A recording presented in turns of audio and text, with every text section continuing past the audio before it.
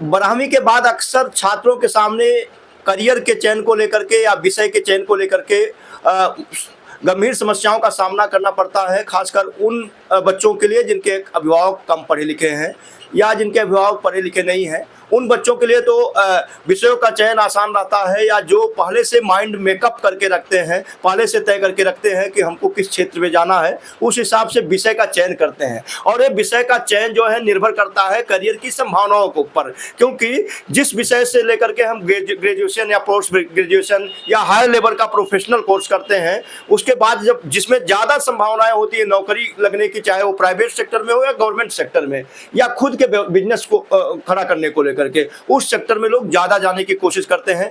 बीता जो दशक भी है उसमें इंजीनियरिंग और मेडिकल सेक्टर में लोगों का रुझान ज्यादा रहा है, लेकिन जिस तरीके से इंजीनियरिंग प्रबंधन और मेडिकल सेक्टर में करियर की संभावनाएं कम हुई है, ऐसे में छात्रों का रुझान भी इस सेक्टर से कम हुआ है।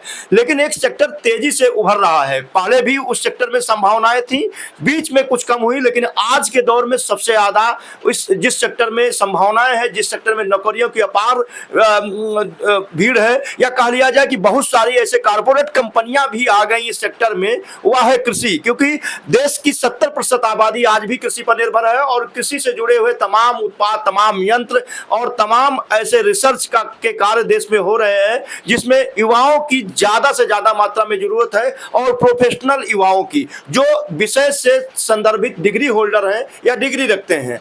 आज हम ऐसे ही संभावनाओं पर बात करने वाले हैं। हमारे साथ मंगला मौर्य जी हैं, और वो बताएंगे उत्तर प्रदेश का जो कृषि विश्वविद्यालयों का एक संयुक्त प्रवेश परीक्षा होती है, कृषि विश्वविद्यालयों का कृषि और प्रौद्योगिकी पर आधारित, उसकी जिम्मेदारी इस समय मेरठ कृषि विश्वविद्यालय ने इस साल ली है। और इस साल जो विश्वविद्यालय है उसमें एक विश्वविद्यालय की और बढ़ोतरी हुई है, कृषि विश्वविद्यालय कुशीनगर की। तो इस तरीके से कृषि विश्वविद्यालय कुशीनगर, कानपुर, मेरठ और बादा के साथ कुमारगंज, अयोध्या, ये सारी यूनिवर्सिटियां इसमें शामिल हैं। और इसमें बहुत सारे ऐसे संभावनाएं हैं। कौन कौन से सेक्टर हो सकते हैं, क्योंकि एग्रीकल्चर का सेक्टर बहुत बड़ा है, पशुपालन, फिशरीज, बहुत सारी चीजें हैं।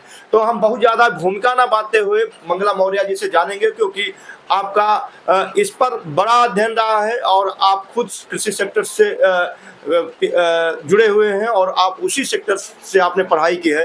तो मंगला मौर्य जी, आपका बहुत बहुत स्वागत है। आज हम कुछ टॉपिक से अलग हट करके बात करेंगे जो आपके साथ आमतौर पर बात करते रहे। जी, जैसा कि आपने बताया कि जिसके अभिभावक उतने अवेयर नहीं है, पढ़े लिखे नहीं हैं, उनके सामने करियर का चॉइस क्या किया जाए 12वीं के बाद, तो वहाँ समस्या आती है, निश्चित रूप से समस्या आती है। और कई अच्छे स्कॉलर जो रहते हैं, काफ़ी होनहार विद्यार्थी, वो भी कहीं ना कहीं जो है अपने उस हिसाब से चुनाव नहीं कर पाते हैं, जिसकी वजह से समस्या आती है।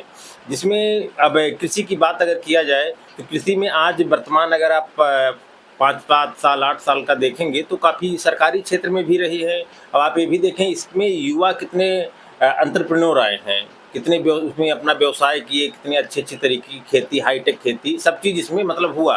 अब केवल एग्रीकल्चर का ही नहीं, उसमें छात्र या एग्रीकल्चर से पढ़े लिखे लोग ना आगे प्रबंधन के क्षेत्र के, बीटेक के क्षेत्र के आप कई बार आप कवर करते हैं अच्छे किसानों का, हाईटेक किसानों के, की नौकरी अमेरिका पे छात्र छोड़ के 50 लाख का पैकेज छोड़ के कृषि से जुड़े।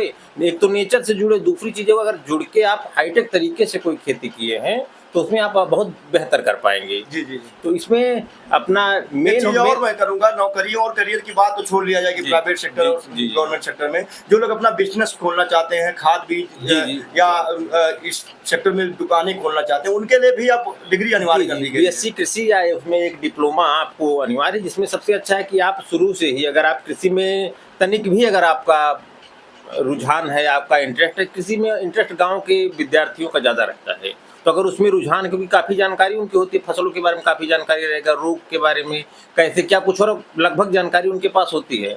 एक होता है आपका जो है एक वैज्ञानिक दृष्टिकोण से कैसे लिखा जाएगा, क्या चीज़ें, कुछ और चीज़ें उसमें ऐड होती हैं। तो काफ़ी जानकारी, बेसिक जानकारी जब उसको रहती है तो वहाँ जाता है तो उसको उस चीज़ में बहुत मज़ा आता है।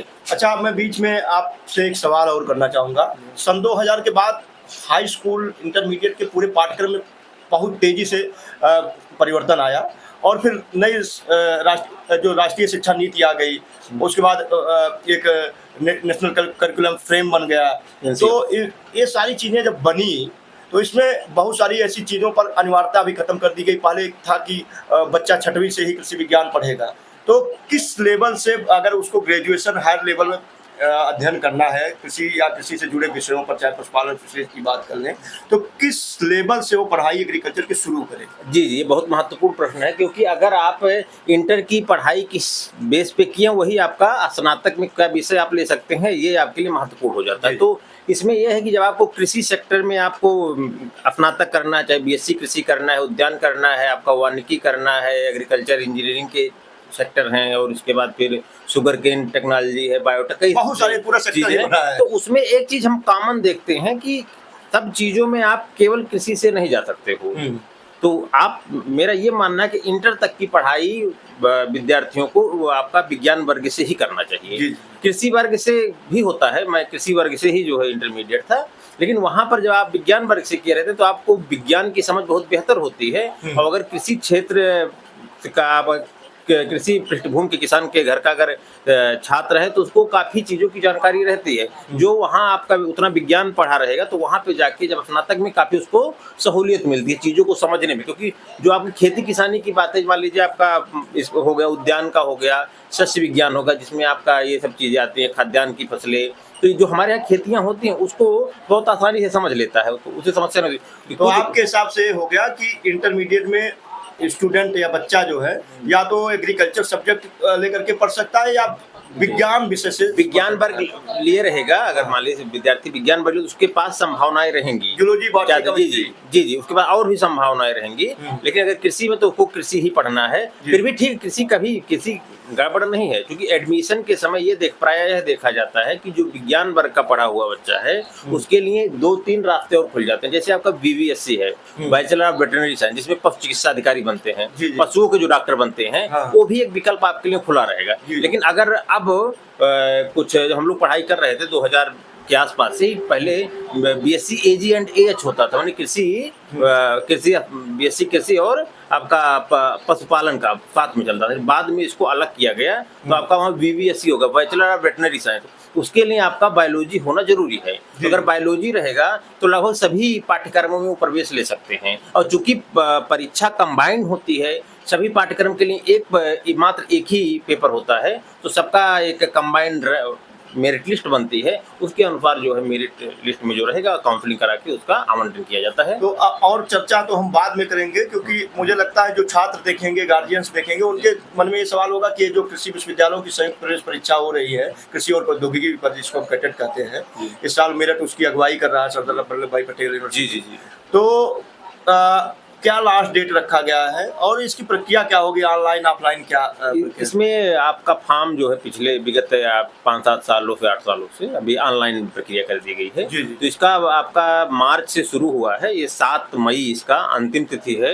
इसमें आपका नामांकन करके आपका फीस सबमिट करते हो, फाइनल सबमिशन करने का। इसके बाद जो है परीक्षा भी मई जून के आसपास है, डेट एकदम एग्जैक्ट नहीं पता है। तो ये आपका भी फॉर्म भर दें और बाकी वही सब क्वेश्चन उसी तरीके से आते हैं, फिजिक्स, केमिस्ट्री, बायोलॉजी के जी, जो आप 12वीं में लिए हुए हैं सब्जेक्ट, उसी से संबंधित आपसे प्रश्न पूछे जाएंगे। अच्छा, कंपटीशन लेवल के, जब आप कृषि संवर्ग से, आपके कृषि के प्रश्न ज्यादा पूछे जाएंगे। अच्छा, मैं कृषि विश्वविद्यालयों में जाता हूँ, कृषि विज्ञान केंद्रों में जाता हूँ, कृषि के बहुत सारे महकमे हैं, केन विभाग है, पशुपालन विभाग है, फिशरीज विभाग है, बहुत सारे विभाग है। तो वहाँ अलग अलग टाइप के साइंटिस्ट मिलते हैं। कोई देखता हूँ तो कोई फसल सुरक्षा का साइंटिस्ट है, कोई होम साइंस का है, तो कोई एग्रोनॉमी का है। तो ये जो सब्जेक्ट डिवाइड हो जाता है हायर लेवल पर, ये कैसे इसका निर्धारण छात्र करें? ये सर, चूंकि जब स्पेशलाइजेशन की बात होती है, कुछ सब्जेक्ट के लिए ग्रेजुएशन से स्पेशलाइजेशन हो, जैसे मान लीजिए उद्यान के लिए है, बीएससी उद्यान भी होने लगा। लेकिन ये भी बीएससी हार्टिकल्चर, और पहले केवल बीएससी कृषि था। अब जो बीएससी हार्टिकल्चर हो गया, फॉरेस्ट्री भी अलग आपका हो गया, और 2-3 कोर्स यंत्रों के लिए जी जी अलग से इंजीनियरिंग है। इंजीनियरिंग पुराना ही है, लेकिन ये जो हार्टिकल्चर और उद्यान क्या नाम परिवहन की अलग किए हैं। तो ये अब तो मैंने अभी बादा में गया था, तो उसके लिए मैंने देखा कि जिस साइंटिस्ट से बात रही तो वो हेड थे उसके वेजिटेबल साइंस के, तो उसका भी अलग कर दिया गया। जी जी, ये उद्यान का, आप मान लीजिए कृषि है, कृषि एक आपका बहुत बड़ा क्षेत्र है उसमें आपका, आप जैसे बताए फसल सुरक्षा का हो गया, उसमें आपका शस्य विज्ञान जिसमें एग्रोनॉमी, जिसमें हम लोग खाद्यान्न की फसलें पढ़ते हैं, दलहनी तिलहनी, ये फसलें जो हम लोग नॉर्मली करते हैं, और कैश क्रॉप जो होता है, शुगर केन और तंबाकू, ये उसके बाद उद्यान आएगा। उद्यान बहुत बृहद हो गया है, उसमें आपका फल फूल सब्जी, जो आपका सब्जी का बताए हैं, सब्जी विज्ञान के वेजिटेबल ओलरिकल्चर कहते हैं, वेजिटेबल साइंस के थे। पोमोलॉजी में सबका ये फल वाला जितना है पोमोलॉजी में आता है। फिर फ्लोरिकल्चर है, मेडिसिनल एंड एरोमेटिक जो औषधीय पौधे और सस्यगंध वाले हैं, जो सीमैप अपना है औषधीय वाला, उस तरीके उसका अलग विभाग बना हुआ है। पोस्ट हार्वेस्ट टेक्नोलॉजी, वो भी मछली के लिए अलग है। अभी उद्यान का ये मैं बता रहा हूँ। उद्यान में पोस्ट हार्वेस्ट टेक्नोलॉजी में पौधे का जो आपका उपज हो रहा है उद्यान का, उसे प्रोसेसिंग करके उसको आगे मार्केटिंग तक ले जाना, एक अलग विभाग बना, कैसे उसका गुणवत्ता संवर्धन करके ज्यादा आय कमाया जाए, उसका एक अलग बना हुआ है। तभी तो हम सेक्टर की बात कर रहे थे। आप एक ही सेक्टर इतना लंबा है तो पता चलेगा कि फिशरीज और बहुत सारी सेक्टर है। तो सेक्टर में हम लोग ना उलझ करके, बच्चे जब फार्म भरेंगे तो नोटिफिकेशन देख लें। नोटिफिकेशन में मुझे लगता है जितने सेक्टर हैं सारे सेक्टर उसमें दिए गए हैं। जी जी, अभी मैं इसका जो विवरणिका दी गई, विस्तृत विवरणिका, आपको हम लिंक दे देंगे, आप वीडियो में डाल दीजिएगा। हाँ। तो डायरेक्ट PDF डाउनलोड कर पाएंगे। एक लिंक पे डाउनलोड हो जाएगा, उसमें सारी चीजें दी गई हैं।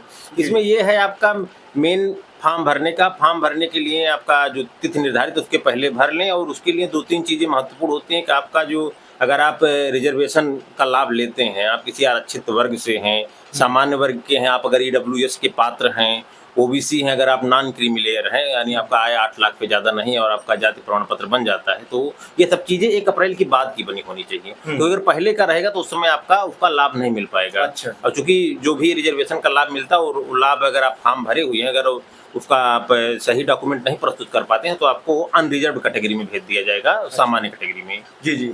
तो एक तो ये हो गया। आधार जो नंबर है वो सबसे महत्वपूर्ण हो गया, मुझे लगता है हर फार्म में भरा जाता है। तो क्या इस फार्म में इसकी अनिवार्यता की गई है? जी जी, आधार जरूरी है। आधार, और जिनके आधार में कुछ त्रुटियां हैं, लोग तुरंत सही करवा लें, क्योंकि अगर आधार OTP भी आता होगा। जी जी, मोबाइल OTP के माध्यम से होता है ये। अभी तो फॉर्म चूंकि भी मैं डायरेक्ट भर के नहीं देखा, लेकिन फिर भी आप जो भी आधार में लोग अपना मोबाइल नंबर अपडेट करा लें। कोई त्रुटि है, अगर नाम जन्मतिथि में कोई त्रुटि है, तुरंत संशोधन करवा लें। फोटोग्राफ, साइन, ये सारी चीजें ये तो नॉर्मल चीजें हैं। थंब इम्प्रेशन, तर्जनी का उंगली भी लगता है उसमें, अच्छा। तर्जनी उंगली। तो ये तो फॉर्म भरने की बात हो गई, आपने लास्ट डेट भी बता दी। तो चलते चलते मुझे लगता है कि आज हम लोग सिर्फ इस पर बात करें कि इसका लास्ट डेट क्या है, इसको आप एक बार और रिपीट करें। इसके लिए जो लिंक होगा उस किस यूनिवर्सिटी के उस पर मिलेगा, या इसके लिए अलग से? इसका upcatet.org है। UPcatet की एक अलग वेबसाइट बन गई, हर साल चूंकि फॉर्म आते रहते हैं।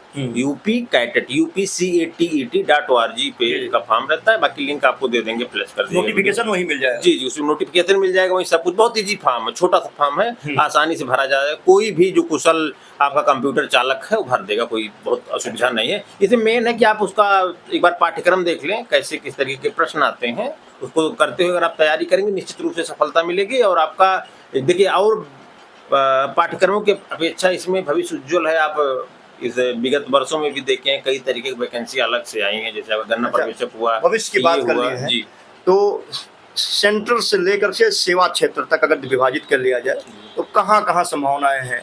ICR से अगर शुरू किया जाए, अगर हम नहीं नीचे से चलते हैं, यहाँ जो निचले लेवल में टीए होता है, तकनीकी सहायक टीए अपना हर नया पंचायत स्तर पे रहता है। BTM तो संविदा का, मैं उस पर चल रहा हूँ, जो परमानेंट पद आती हैं। इसके बाद आप देखेंगे तो ये गन्ना पर्यवेक्षक हैं, और इसके आगे चलेंगे तो ब्लॉक लेवल पे भी इस बार जो कृषि सेवा एक बना दिया गया है, UPPSC कराता है, अपना आयोग कराता है। ब्लॉक लेवल के पद उसमें भी आ गए हैं।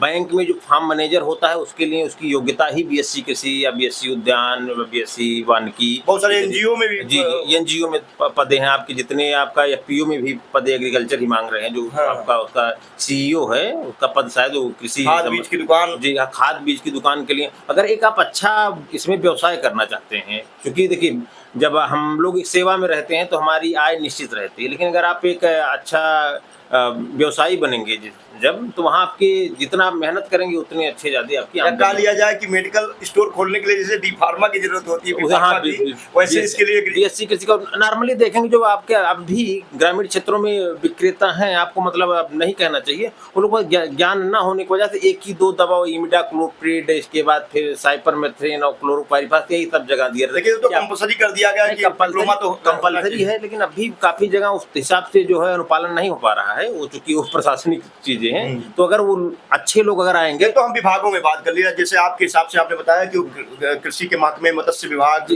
पशुपालन विभाग, सारे तो ये हमारे यहाँ तक के हो गए। उसके आगे आप जितने कृषि विज्ञान केंद्र हैं उसमें आपके बहुत सारे पद हैं। हर कृषि विज्ञान केंद्र में करीब 20 साइंटिस्ट के पद रहते हैं। मोटी सैलरी रहती है, अब अधिकारियों पे ज्यादा सैलरी रहती है। आगे जाएंगे जितने आपके कॉलेज हैं वहाँ बहुत ढेर सारी वैकेंसियाँ रहती हैं। और इसके बाद अगर आप और आगे जाएंगे, साइंटिस्ट हैं और उसके बाद मार्केटिंग इंस्पेक्टर हैं। इसमें रोजगार की संभावनाएं काफी हैं, स्टेट गवर्नमेंट से लेकर सेंट्रल गवर्नमेंट तक और सेवा सेक्टर में जी आप कृषि मंत्रालय तक है आपका वहाँ तक। और बाकी तमाम खाद बीज निर्माता कंपनियां हैं, यंत्र निर्माता कंपनियां यहाँ भी जी अभी जहाँ आप देखेंगे अगर लोग पढ़ के यही अगर आप कृषि की शिक्षा लेके आपका ये फूल उत्पादन में या मशरूम उत्पादन में या और कोई हाईटेक फार्मिंग कर, आप जरबेरा का खेती दिखाए थे, आपका बनाना पपाया, इस तरह की खेती अगर कमर्शियल खेती लोग पढ़ के अगर आके करेंगे तो निश्चित रूप से उनको इतनी सफलता मिलेगी जो नॉर्मल किसान अभी कर पा रहे हैं उनसे बहुत बेहतरीन हो सकता है। बहुत सारे ऐसी कहानियां भी हैं, जैसे देहरादून की एक महिला है या लड़की कहा लिया जाए कि जो मशरूम के लिए पूरी दुनिया में विख्यात है, अलग अलग किस्मों की। जी तो वो चीजें तो चलिए ठीक है, थोड़ा ट्रैक से हट के वो लोग काम के थोड़ी जानकारी अगर पढ़ के आएंगे तो फ्लॉप हो ही नहीं सकते हैं, ये गारंटी है। तो यूपी कैडेट का फार्म निकल गया है। सरदार वल्लभ भाई Patel university, agriculture university Meerut ने इस साल इसकी जिम्मेदारी थामी है। और जैसा आपने बताया कि upcadet.org इनके इस वेबसाइट बनाई गई है जिस पर आप ऑनलाइन फॉर्म भर सकते हैं। भरने के पहले आप इस पर जो नोटिफिकेशन जाति निवास और EWS जो इस सब कैटेगरी के लोग हैं वो अपना नवीनतम जो आपका लास्ट डेट रखा जाता है 1 अप्रैल, उसके बाद का बनवा के सुरक्षित रख लें और मेहनत से पढ़ें। हम लोग की शुभकामना है जो कृषि सेवा में कृषि शिक्षा से होते हुए कृषि सेवा में आना चाहते हैं, जो व्यवसाय करना चाहते हैं, उज्जवल भविष्य है आपका।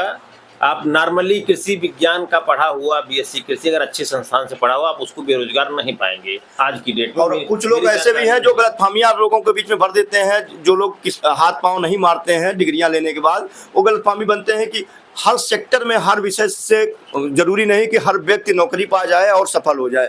तो उसी तरीके से ये भी है, लेकिन मोटी सैलरी और अच्छी सैलरी, यहाँ तक कि IAS अधिकारियों से ज़्यादा अगर सैलरी आप चाहते हैं तो एग्रीकल्चर सेक्टर है और कृषि विज्ञान केंद्र इसके जो नजदीकी है वहाँ पर ये लोग प्रोफेसर होते हैं, एक वैज्ञानिक होते, प्रोफेसर की सैलरी लोग पाते हैं, अच्छा खासा सैलरी होता है। और देखिए काम क्योंकि कृषि से जुड़ा हुआ रहता है, सेहत भी अच्छा रहता है, आपका प्रतिदिन एक्टिविटी रहती है, आपका फार्म पे जाना, जो चीज़ें करना, नई नई चीज़ें खाने पीने की जो है आपका विषमुक्त मिलेगा वहाँ पर, कम से कम केमिकल यूज होगा, अपने देख रेख में अपना स्वादिष्ट चीज़ें सब्जियाँ अपना खुद भी उगा सकते हैं।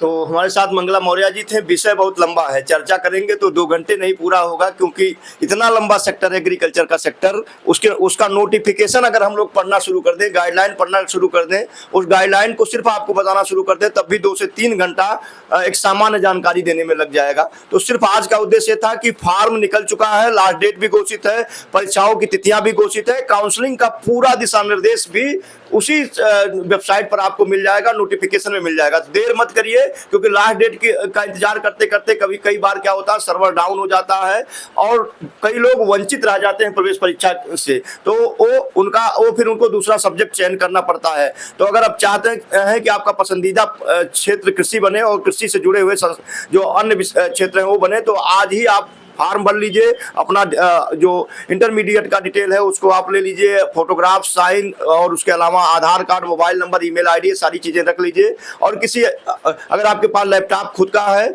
या खुद का डेस्कटॉप है तो स्वयं भरिए, नहीं तो किसी अच्छी जो दुकान है, CSC सेंटर है जहां पर करियर गाइडेंस के बारे में जानकारी दी जाती है, वहां से संपर्क करके किसी समस्या है हमारे पास कॉल भी कर सकता है। तो नंबर बता देंगे तो फिर बिल्कुल उसी नंबर दे दीजिएगा। अच्छा ठीक, आप जो किसी समस्या हो अपना ठीक। तो मंगला मौर्य जी ने बहुत अच्छी जानकारी दी और समसामयिक जानकारी दी। आज हम लोगों ने कुछ लीक करके से अलग हट करके कोशिश की है आपको जानकारी देने की। किसानों के लिए ये सबसे फायदेमंद है क्योंकि किसान चाहता है कि उसका बेटा इंजीनियर बने, डॉक्टर बने। किसान अगर अपने बच्चों को एग्रीकल्चर सेक्टर में करियर बनाने के लिए प्रेरित करे, उनको पढ़ाई कराए, हाई लेवल पर पढ़ाई कराए, तो वो ना खेती से विमुख भी नहीं होंगे, आपकी पुरखों की खेती सुरक्षित भी रहेगी और वह अच्छी सैलरी करके आपका जीवन स्तर भी सुधार सकते हैं। वीडियो कैसा लगा जरूर बताइएगा। खासकर मंगला जी को धन्यवाद देंगे कि इन्होंने इस इतने गंभीर मुद्दे पर आज मुझे सलाह दी कि इस पर चर्चा की जानी चाहिए। बहुत बहुत धन्यवाद।